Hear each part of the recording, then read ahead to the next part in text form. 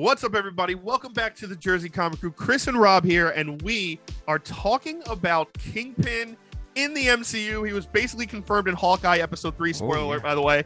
And Rob, I have a huge question that I need answered. I have the answers.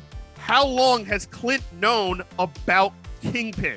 We had this scene as Clint and Kate are kind of walking back towards the end of the episode, going to Kate's house to find out more information, and Clint kind of drops this, Maya is kind of a general, like the entire tracksuit mafia worked for someone else, someone way more dangerous, someone who's way more connected. Obviously, that seems to be a hint towards the uncle, aka I think so, Kingpin Wilson Fisk. So, yeah, how long has Clint known about this, and has this been teased in the MCU for years already? Is Kevin Feige mind wiping us? I don't think he's mind wiping us, and I think this is all during his time as Ronin, right? During his time as Ronin, in New York City specifically, and across the country, he was like taking down like organizations, right? And he knew the tracksuit mafia. He said they were small, right? He started small, and then he started getting notoriety, growing bigger and bigger, because there's always somebody behind them, right? And he said that's kind of like the thing. Every organization, there's someone behind them, somebody bigger and darker. Whether he means multiple individuals or just one individual who controls everything is yet to be seen, right?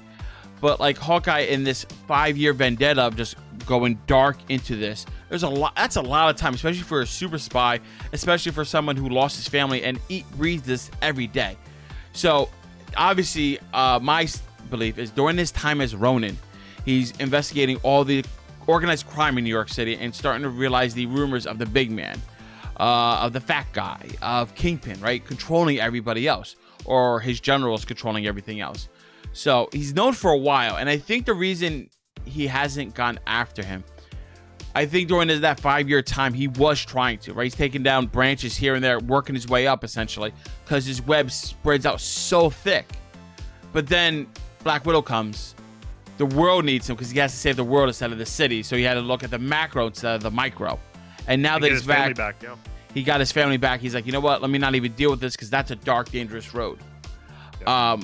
It could even be that he knows other heroes and other people are working on this as well, most notably Daredevil. Or rumored people that he's never seen that have connections, or he doesn't have to have met Daredevil or even know I've seen him. Probably hasn't met Kingpin yet. True. He's just heard of him in the background. And he's like, oh, I know there's somebody else who's trying to stop him. I need to stop him. Like, he's like, that guy's not killing people. He's doing it the wrong way. I need to do this. He probably had that dark mindset during that whole time that he had to break away from. I don't know, man. It's like we're in a situation where like how much of the Netflix Marvel universe they're bringing into it, because they mentioned so much of like the snap and like what happened, the attack in New York and stuff, right? Mm-hmm. So that universe is there. Just how much is it in there post blip, in blip time period? Maybe that all happened during the 5 years of the blip, right? So maybe they could just like retcon it a little bit, like all of the events of the not the Avengers, Defenders and Netflix people happened during the blip where most of the people weren't there. We came back and now we're just dealing with Thanos and everything. We didn't even get to see all that kind of crazy stuff. Interesting. I think there's definitely a couple of roads they could go down, right? One, that is a great one where during the blip, some of the survivors were the Defenders and they could kind of keep that continuity of some of those Netflix series intact. The other side, everyone but Iron Fist. Yeah, and Defenders. But the other side is if that continuity is gone and we're now reintroducing characters, but keeping, obviously Vincent D'Onofrio's Kingpin and hopefully, we keep Daredevil. If we do that, that has a different kind of way open field to go to, right? Where Kingpin has a new origin. There's rumors that if D'Onofrio is shown, they're gonna Marvel's gonna make him in a fatter suit where he's even bigger, and more menacing. Like the whole fat suit idea, right? People like the idea of the fat man in the comics. He's like 450-pound guys, but it's muscle. Most of that's muscle, even though he's portrayed as like this fat guy. And in other animated forms, you see him as this big guy. I enjoy Vincent D'Onofrio's version of him, and it's not like he's a skinny man or some buff guy.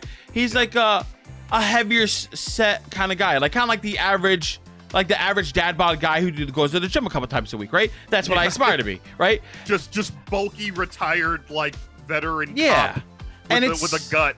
The whole of the MCU, it's of course it's sci-fi, it's fantasy, but it's grounded in a sense of realism, not to the point where it's like Dark Knight Returns and all that, where it's ultra realistic. This has like a touch of realism, and of course the magic, you get dragons, all this kind of stuff. So I'm fine with him doing that, and he still was menacing and threatful in that. My only concern is if you're not doing the fat suit, you have to have Vincent. If you're not having Vincent, you have to do a fat suit, but be prepared of the backlash you're going to get, because it's not going to be a good situation. That's just my take. I think they could do both. I think obviously Vincent is the actor for this character. He is beloved by all. Oh, Vincent with the fat suit, you're saying, is doing both? Yeah, okay. Yeah, you could have both. I think if they want to differentiate the Daredevil Netflix stuff, they want to separate it, right? Kevin Feige's not afraid to do that. He's done it with Agents of S.H.I.E.L.D. kind of doesn't exist, right? Like, originally that was canon. Now it's like, nah, screw that. That doesn't exist. Same thing what they did with, like, you know, Inhumans, because it was so bad. But, like, I forgot all about Inhumans. So bad. So they can totally do, like, hey, we're keeping Vincent D'Onofrio as Kingpin. We're just going to make him look a little bigger, kind of make it more towards our audience. They can do it. That's not something, I don't think it matters if they do it or not, because I agree with Rob. I love the way he looked and how they shot him in the Netflix series, where they focused on how much bigger he was than everybody else, like tall, wide, menacing, right? Like he looked 4 feet taller than everybody and just terrifying, and just with unimaginable rage strength. And I think they could carry that over into this, but what I really want to know is his connections in our MCU. Forget the Netflix stuff for a second. Okay, sure. I want to know how far this guy reaches into the MCU, because what we've been focusing on, the villain side of Hawkeye, is the rich, industrial-like, New York City behind-the-scenes stuff. I think there's a couple options here. I think, obviously, the most obvious is he's running the Tracksuit Mafia. It's his goons. Maya Lopez is his niece, or adoptive niece or whatever there, because he's known as the uncle. And she might be like, hey, run these idiots, these guys I don't trust with anything, but run them, get your chops up, and then you'll grow in my organization, kind of deal. Exactly. And I think the other side of that is, could he possibly be connected to Swordsman or Eleanor Bishop? Now, with Eleanor, she's obviously already a rich industrialite. Yeah. But could Kingpin have her under the thumb, and Jack is placed there on purpose, so their marriage is kind of planned, and she's doing the mom thing where it's like, I protect my kid from all this, so I'm going to play dumb, but I know what's going on behind the scenes. I don't think Eleanor Bishop is innocent in this entire thing. It really depends on what they're planning on doing with Swordsman. It's whether is Swordsman going to be good or evil. That's really what it's down to, right? It's like, if he's good, then the mom's evil. If he's bad, the mom is evil, but they're not in the same team, right? The mom's always evil. Yeah, I think he's gonna have his own thing. I think the mom is always working with Kingpin and just didn't want to tell the daughter and like stuff like that. She knows who it is, because she turns into Madame Mask, right, in the comics, and she turns out to be this giant villain. And maybe that's something that happens down the line, and they break away, and she realizes that like she had to kill the husband because Kingpin told her to, so they get out of debt. And now, because she worked on the Kingpin, she has all this prosperity and wealth, and she could keep that going. That could very well be the case. And now I know some of you at home might be thinking, all right, the Kingpin, they're just changing Marvel history. We've been in New York so many times, how we've not heard whispers of him and this, that, and the other. We've been focused so much on the big, bombastic events that's happening in the universe, right? Yeah. The Avengers, all this, and you don't really see the street level stuff. And Marvel does such a good job with that. And we're just focused on like, oh my God, Thanos is coming, Celestials are coming, like all this kind of stuff. Like, what's the next giant threat? And sometimes the next giant threat is that fat man on the corner couch in an apartment away from you. I don't know. I'm really excited to see this new phase of Marvel if we get to that. I agree, and I think Kingpin has been kind of amassing his wealth and power, right? It takes time, even in that circle, in the rich industrialite circle, to get things and power and wealth and control and kind of unquestioned, untethered power, the way that Kingpin has it in the comics and what we've seen in the show.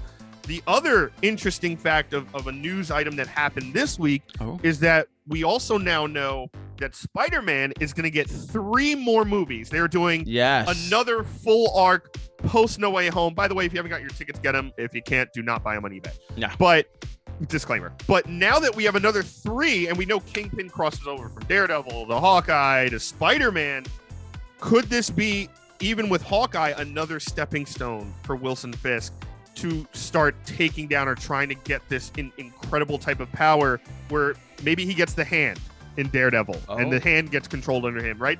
Like you said, he's going into tiers, right? Right now it's the Tracksuit Mafia. Maybe it's the hand next. Maybe it's Electra Nachios.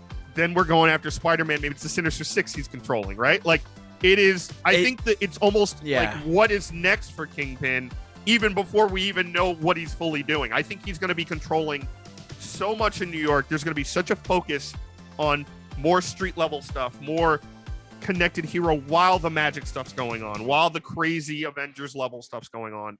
And then it's going to be like, holy crap, we overlooked this guy, this one guy, and look at all the damage he's done. Very well could be. But guys, we want to hear your thoughts down in the comments below. What you think of Kingpin and Hawkeye's relationship in the MCU?